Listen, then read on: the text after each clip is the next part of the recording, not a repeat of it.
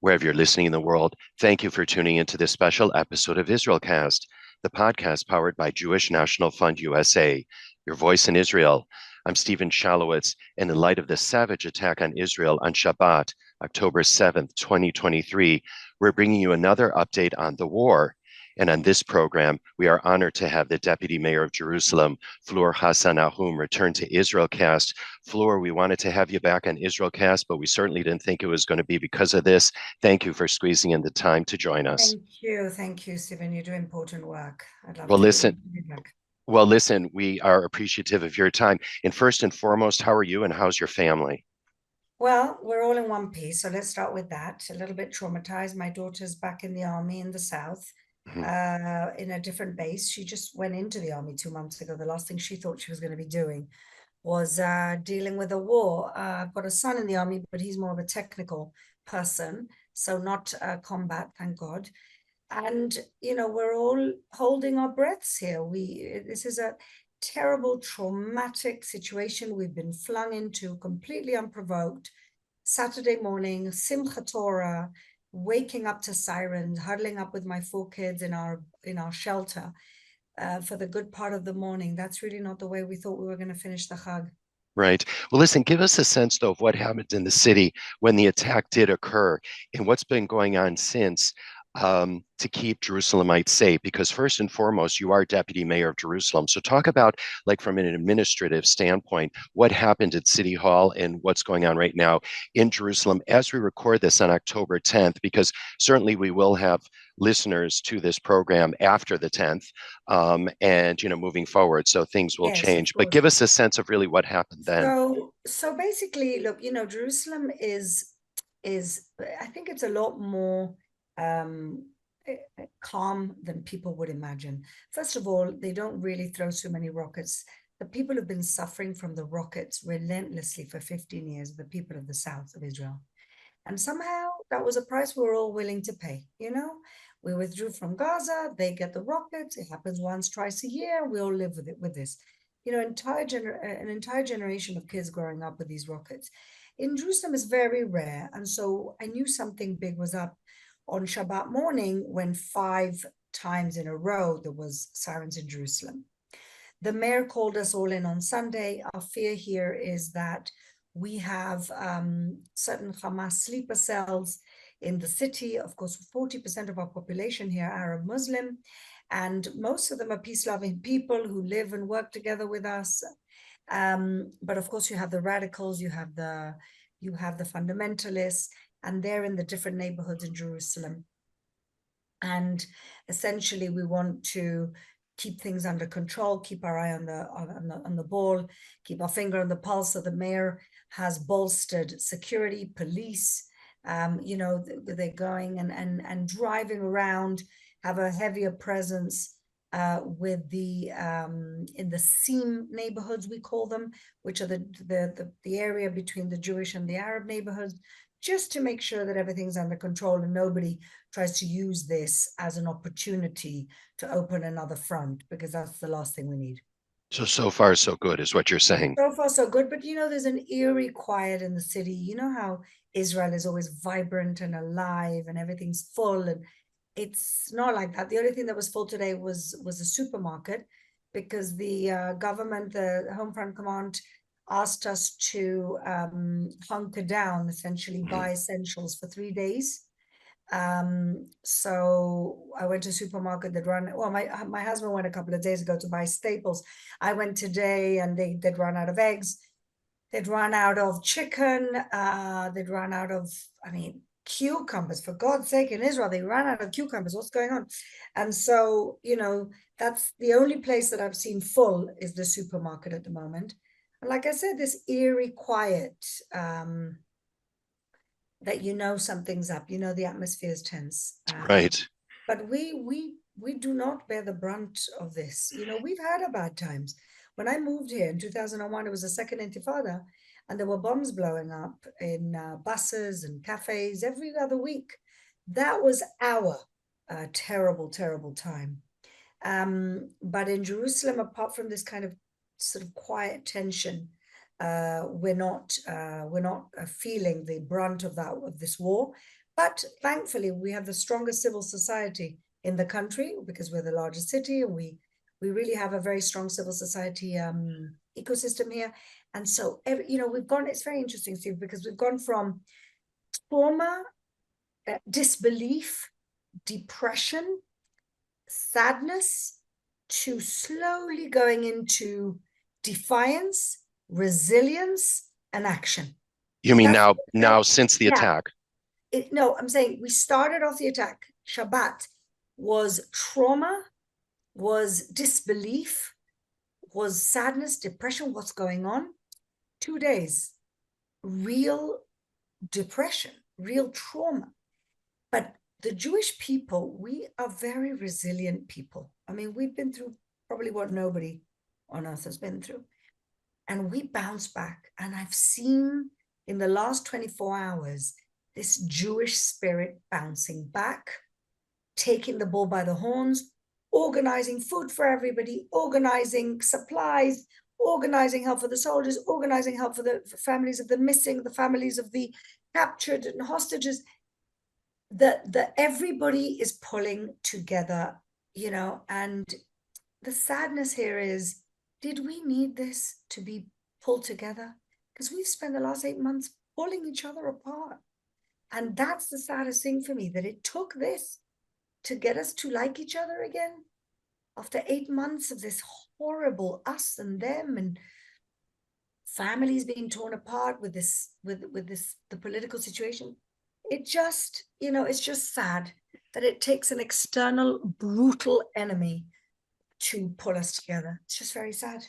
And the interesting thing is they miscalculated because they thought that the country was really divided, right? Well, the country was divided. Well, it was divided for sure, yes, but at its core, probably thought, yes, and they thought this was a good time to attack. Yeah.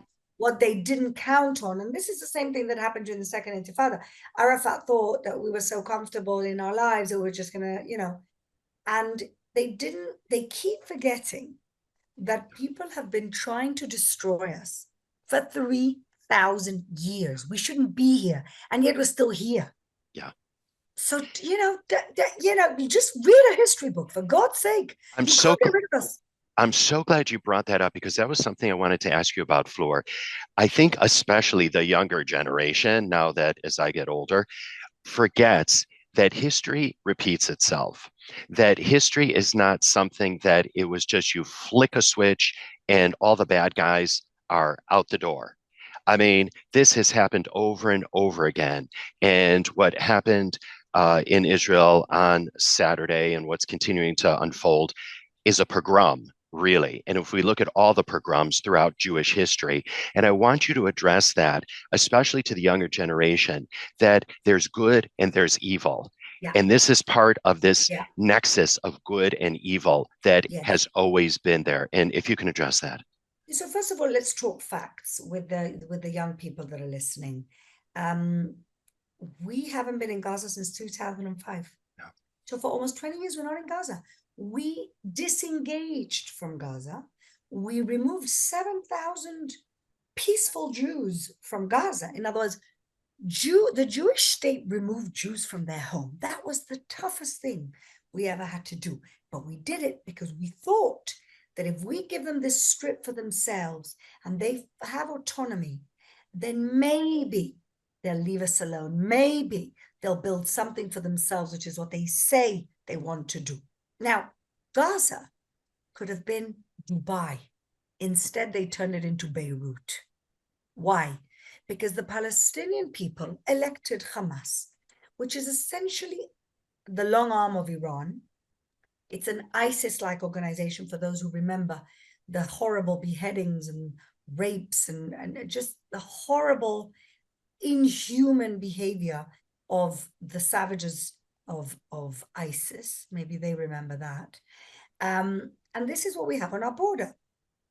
Now, that's a fact. And the fact that we are in a civilizational clash, I think people skip this point. If you zoom out and you look at Iran, what it's doing, what is it doing to its women? What was that show, Handmaid's Tale, right? Handmaid's Tale is happening right now in Iran. and Gaza. We don't have to, we don't have to. Explain for our listeners that aren't familiar with the program. Handmaid's Tale is an HBO show. Just watch it. It's basically about a Holocaust for women.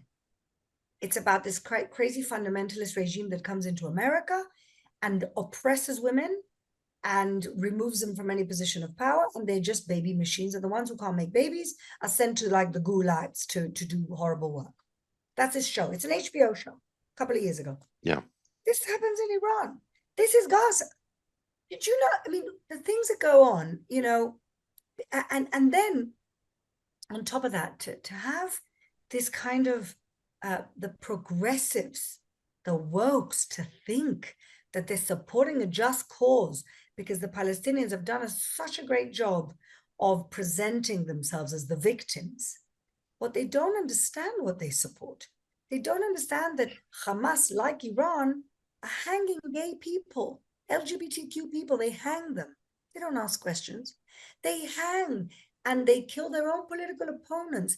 They lock up journalists. They marry 10-year-old girls to 30-year-old guys. That's institutionalized pedophilia. That's what you're talking about here. And these wokes come out in demonstrating pro what? Palestine, free Palestine. From who? Yeah. We're not the ones subjugating them. We're the ones who've always been open to peace. They're the ones who've had leadership, which has taken advantage, which have enriched themselves, from the conflict, who build themselves castles, who have private jets, whilst the people squalor because they can't even build an economy for people to actually make an honest day's living. And it's on Israel to give the Palestinians work permits to come into Israel because their government, with all the aid and the billions of dollars of aid in the world, can't actually get their together, pardon the language, and actually build an economy or not think of themselves and think of their people. The Palestinian people have been cursed with corrupt genocidal leadership. But that's not on us because we've always been there. That's on them. And what the world has been doing for the past 50 years is actually the real racism. They've infantilized the Palestinians and they've taken all agency away from them as if they're some type of subhumans. That's the real racism, by taking away all responsibility for themselves and letting them continue in this narrative that it's all Israel's fault, by which they completely abdicate responsibility for themselves. The very opposite of the Jewish people. We're the only people in the history of humankind that have solved our own refugee problem after the Holocaust. We solved our own problem. And so what we have is these people that have had all agency taken away from them, blame their whole entire misery on Israel, not their own leadership, have opened the door to a fundamentalist regime that wants to pull us back 500 years, which is an extension of Iran that wants to pull up the world 500 years. And that's what we have. So like you say, there's good and there's evil. Which side are you on? Are you really on the side of people who are hanging gay people? Are you really on the side of institutionalized pedophiles? Are you really on the side of these terrorists that beheaded? We just found out, Steve, that they beheaded babies. We just got the images. They beheaded babies. Are you on the side of those people? Who are you on the side of? Yeah. Good or evil? That's the choice. And so everybody has to decide where they stand. And when you look at the regional picture, what we have is an Arab world that has voted for peace and prosperity by normalizing ties with Israel. The Abraham Accords is game-changing. We've made peace with the countries of the Arab world that don't want misery for their people, that are not corrupt, like UAE, Bahrain, Morocco, countries that want a better region for their children. And why is this happening now? Because Israel was on the way to making peace with Saudi Arabia. And who are the people who don't want that to happen? Iran. Because Iran is on the side of evil. So wake up, world, wake up. Look at what's going on here. This is, Armageddon. Yeah. And we are the first stop on the tour. You're next. Well, I have to say, to some extent, it's already come here in the United States in terms of this victimhood, right? Yeah. Everyone has to play the victim here in the United States. And we're seeing it play out in It's the various. victimhood Olympics. Absolutely. There are a couple of threads there that I want to pick up in the time that we have. And the first is the international response, because it seems to me that the world is reacting right now because they are beginning to see some of the brutality They're of beginning. Hamas. They're They're beginning beginning to. to see. And I want you just to address that really briefly, because one of the things that I fear, Fleur, is that they're going to see it now, but they're going to see the Israeli response and they're going to play up Exactly. that Israeli response. They're going to forget why Israel went in the first place. Can you It's talk already about that? happening. Yeah, It's already happening, Steve. I'm yeah, doing literally back-to-back press interviews all day. This for me is my duty to my country, my miluim, my reserve duty. And I can tell you that the images coming out there are like, oh, they're doing demonstrations around the world. Help us from Israel's aggression. Are you yeah, kidding me? Oh, go on, change your government. yeah. Enough. Yeah. Um, and then I want to pick up on the international response from the perspective that you're responsible for Jerusalem's foreign affairs. And Yes. so, from that perspective, what have you heard from your partners around the world, particularly from the Abraham Accord countries? Because you've had a very large role in Yes. developing those ties. Well, listen, I can't tell you how touched I've been by the personal messages that I've received from my friends in the UAE, in Morocco, in Bahrain. You know, they understand who these people are. And also remember, Iran is not just our enemy, it is the enemy. Iran is the enemy of Saudi and of the UAE and of all these other countries, because it's completely different ethos. You've got the Shiite and the Sunni thing. So there Mhm. is they know they made peace with Israel partly because they wanted, I guess, a coalition against this kind of brutal Mhm. regime.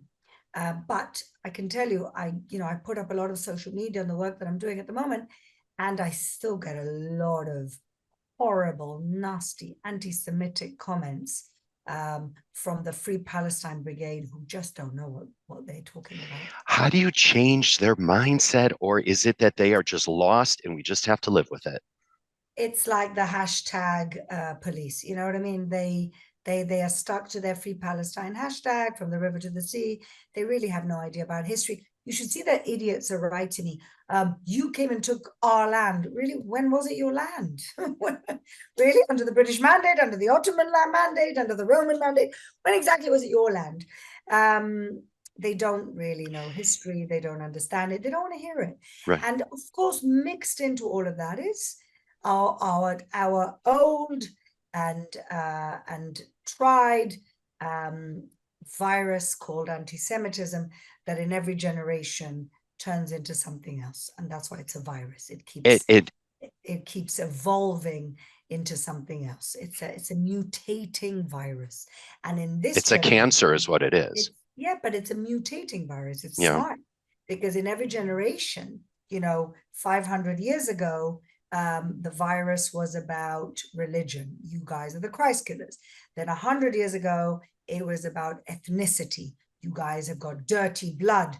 You are ethnically below us. That was the Nazis. And now we have this kind of collective Jew virus, whereby it's the Zionists.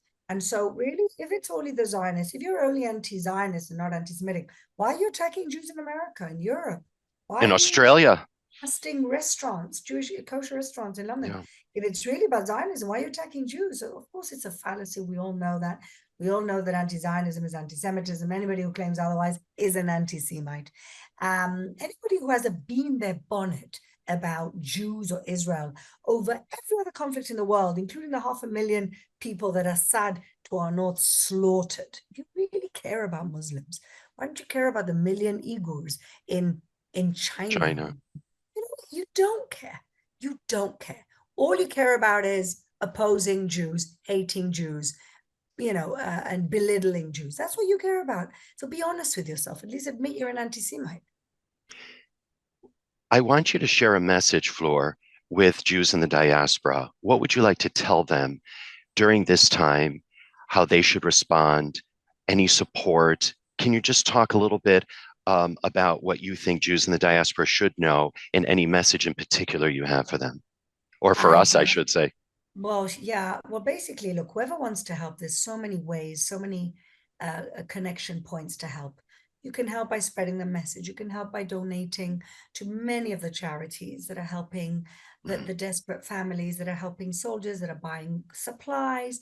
I've spent all day today trying to help, a very generous individual in the US, trying to get supplies for soldiers, helmets, etc. There's so many ways to help. You don't have to look too far. But I think that the most important thing that people should remember is that we're family, we're a tribe. It's okay to disagree with your family. My family disagree with each other all the time. But don't forget that history has proven that many people want to actually destroy us and annihilate us, and only your family will protect you. And so we need you at this moment to protect us. And Fleur, as we sort of begin to wind down our conversation, because I know you are super pressed for time because you are a woman in very high demand, I'm just really wondering, do you think, or how do you think Israel has changed now? And what do you think Israel is going to look like after this war is over? Well, I think something has changed. I think really the highest civilian casualties of Jews in one day since the Holocaust. That's pretty significant.